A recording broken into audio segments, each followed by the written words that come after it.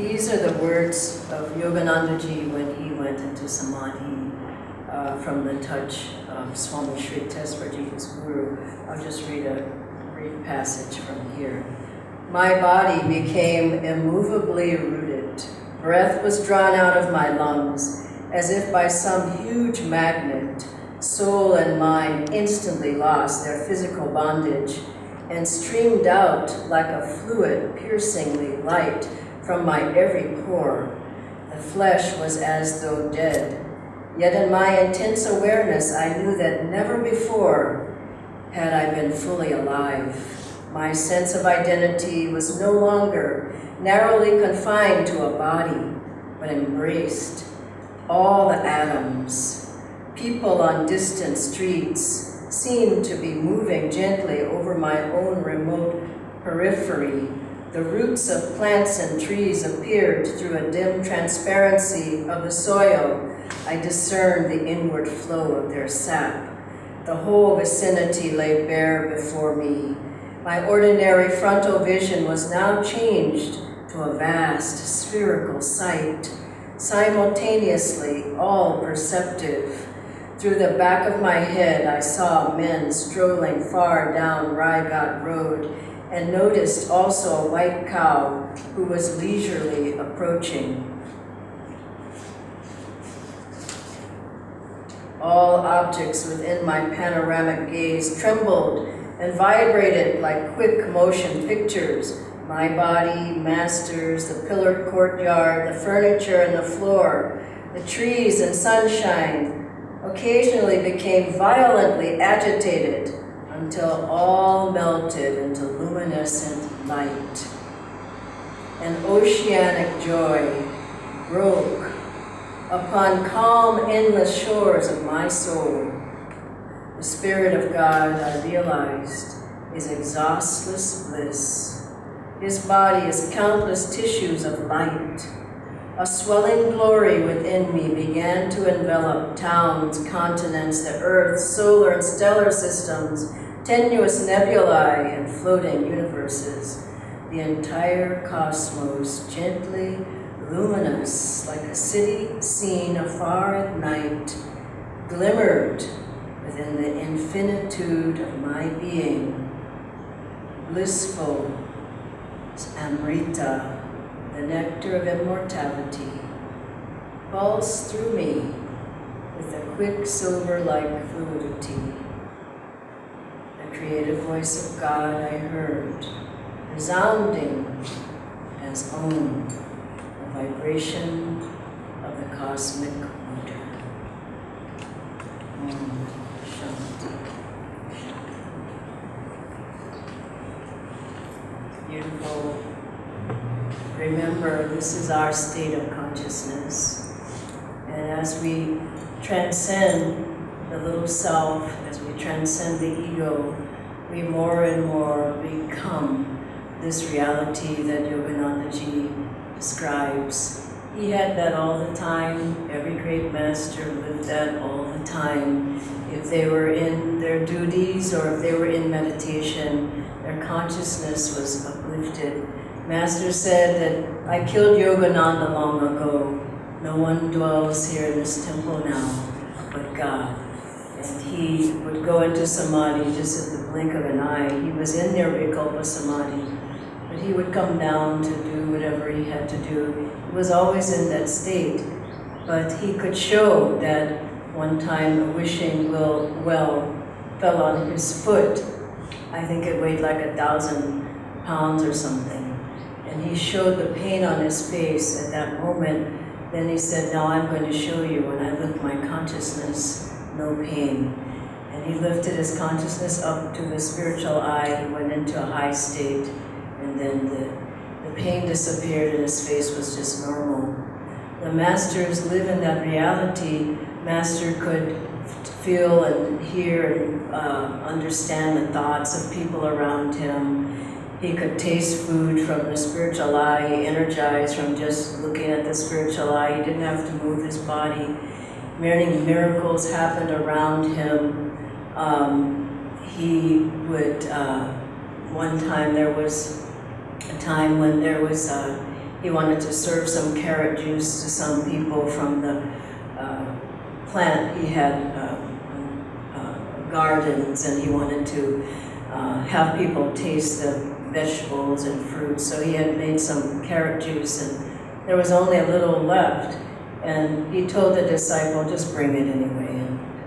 And he was above the law. And so the disciple said, there's only enough for maybe a cup full, and Master said, don't worry. He brought it, and he filled 10 cups full with the carrot juice. Only he and the disciple knew about that. And he could do anything.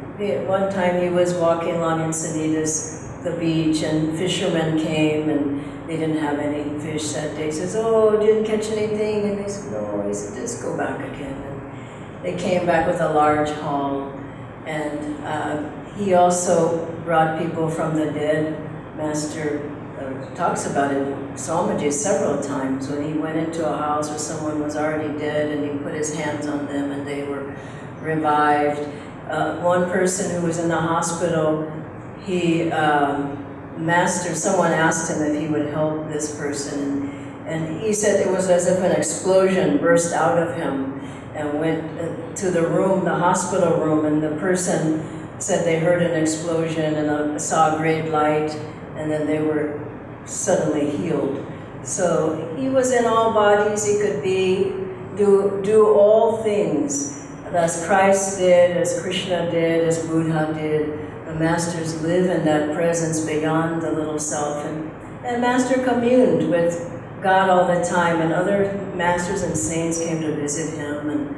And someone said once, a disciple, Master, who was that came to see you the other day? I saw you in the back garden with someone. He said, well, who was it? He says, Master said, I don't know. He said, well, you were talking with someone there. I was some person or something. He says, I don't know. He said, so many come. They come and see me. And he was always in that consciousness. And furthermore, he gave that consciousness to his disciples. When Dr. Lewis came, Master had him see the spiritual eye right off. He showed him the light of the 1,000-petaled lotus at the top of the head.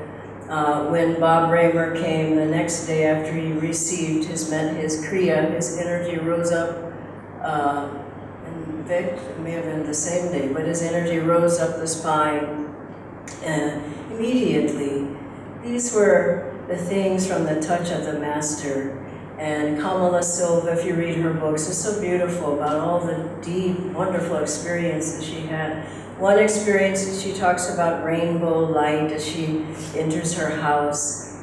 Many different things, because she was not in that little body, in that limited consciousness of thinking that that's all who she was. And for us, we come to yoga. It said, Swamiji says beautifully, you go to school to learn, you come to yoga to memory, smriti.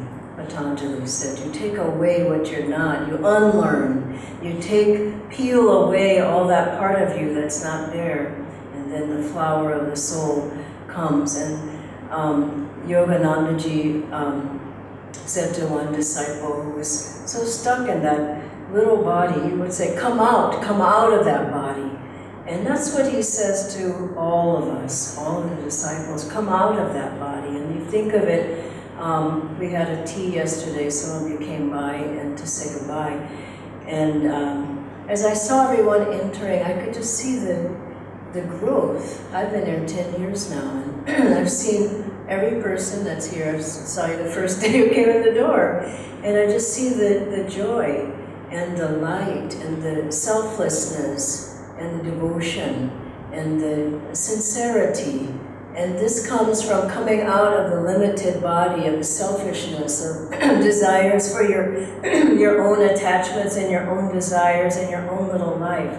And I think the most beautiful faces are after Kriya.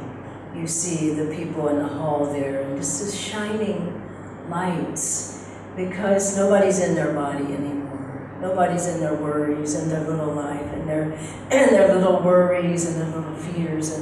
And this is why we take a name when we come onto the spiritual path. Dhyana and I were talking about that. We share the same name. his name is the same as mine without the A on the end. But I mean, that's a powerful name. Swamiji gave both of us that name. And when we come onto the spiritual path seriously, instead of having in America the names of Bob, Joe, Susie, Sally, I mean, these aren't powerful names.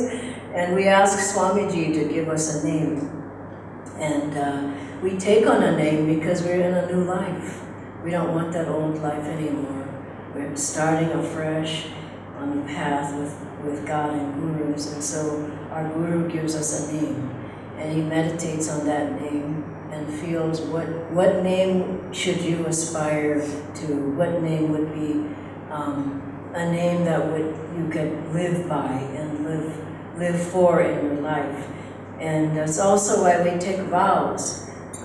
When you think about discipleship vow, I will live with God and Guru in my life. That's why we take that vow.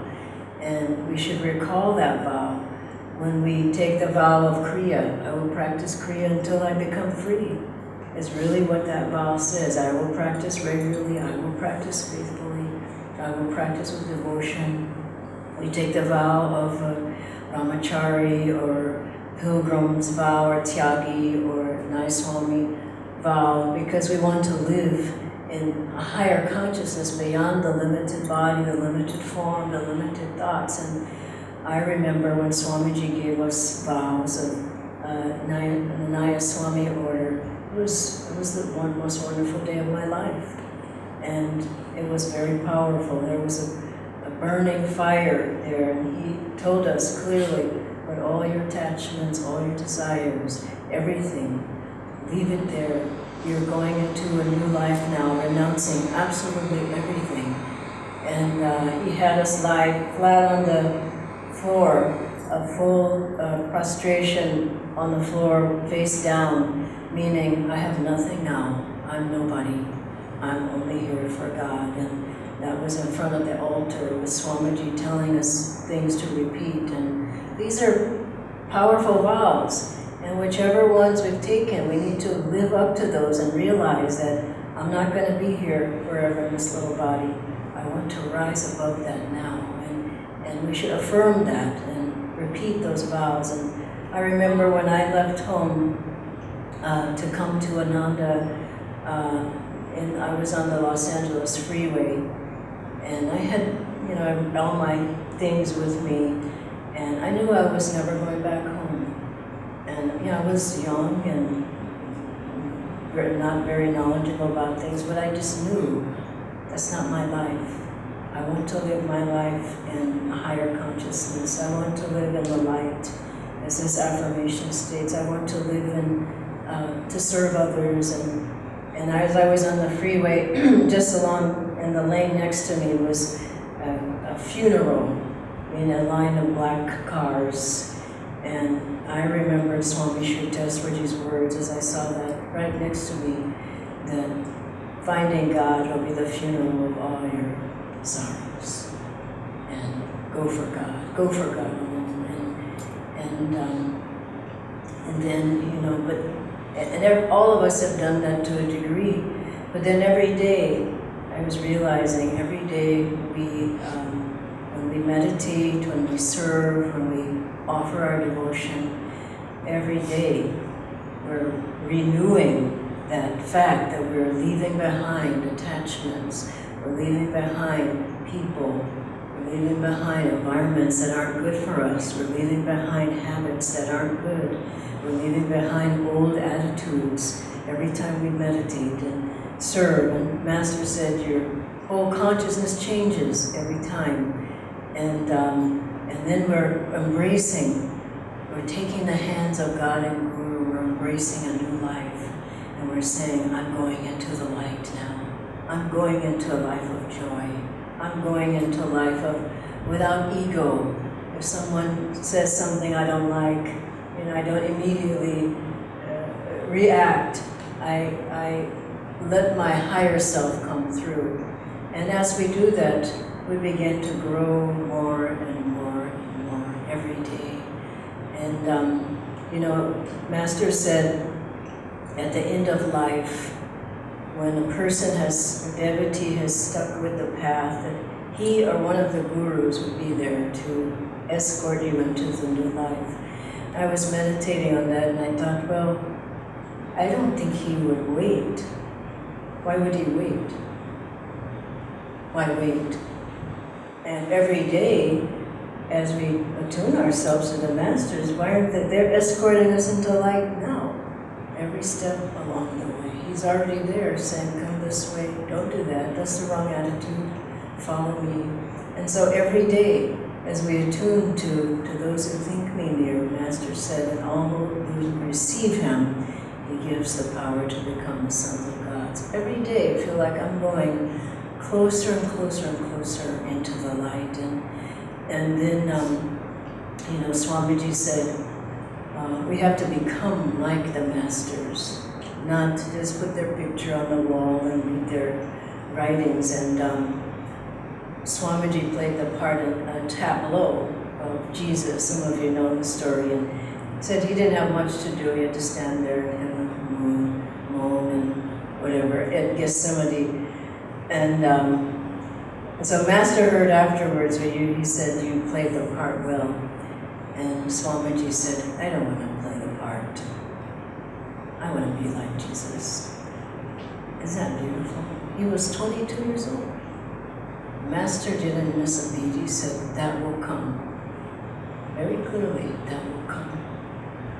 And that will come for all those who seek that level of consciousness, Krishna consciousness, Kutasa Chaitanya. We have to go beyond this little life into the consciousness that we're living with God.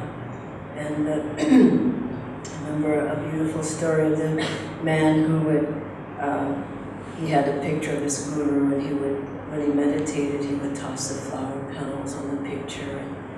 And then he went into ecstasy himself. And he began to toss the flower petals on his own head. And he realized, what's in my master, that's what's in me. And Swamiji often said that there's no difference between you and me. It's just that you have to remember. And in this life, as we remember, we become more and more uplifted into the light. There was a wonderful, I'll end with this wonderful friend of some of ours. I don't know if anybody actually here knew her, but a friend of mine at least, who was diagnosed with a terminal illness. And she could have easily, in 1 year, died because the doctors told her she would leave her body in a year. And it's so wonderful. She called Swamiji and told him, and he said these wonderful words, which I'll leave with all of you. He said, don't go into the consciousness of the disease. It's the same, don't go into the consciousness of this little life. As we heard these words on Samadhi, we need to go closer and closer to the consciousness of breaking out of the little body, the little ego, the little life that we have. And then she began to do all the practices, even more so. She began to serve more. She got out of herself completely. That's the beauty of the story. And she lived not 1, 2, 3, 4, 5, or even 6 years. She lived 10 more years. Because she was outside of that little form and that little consciousness. And she was serving other people, she was meditating, she was energizing, she was affirming, she wrote affirmations, she wrote chants, she taught chanting. She got completely out of that illness, and she didn't let herself go into the consciousness of that disease. And in this life, if we can stay above it, as we meditate, we rise above and we stay above that consciousness that's pulling our energy down, and feel every day, every meditation, my Guru is guiding me into the light. And he wants to guide me into the light. And then we too will start to become light. As Jesus said, if thine eye be single, if If you can focus here on God, thy whole body shall be filled with light. God bless you.